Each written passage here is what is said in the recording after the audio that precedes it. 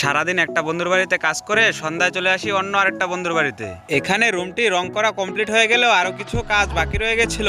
রুমটি থেকে রঙের টেবিলটি সরিয়ে তারপর ফ্লোরটি পরিষ্কার করে দিচ্ছিলাম। এখানের বড় কাজ হচ্ছে খাটটি ফিটিং করা। রং করার সময় খাটটিকে খুলে বাইরে রেখেছিলাম, এতে যেমন আমাদের সুবিধা হবে তেমনি খাটটিতে কোনো রঙও পড়বে না।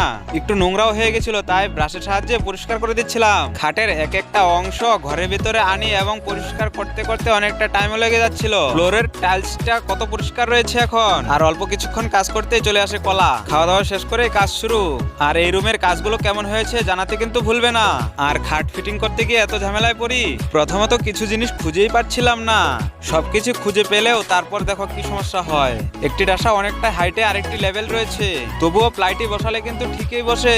এর জন্য প্রথমত অনেকটা কনফিউজ থাকলে পরে হয়ে যায়। খাট ফিটিং করতেই দেখো ঘরের লুকটা কত সুন্দর এসে গেছে। আর আজকের ভিডিওটা এ পর্যন্তই।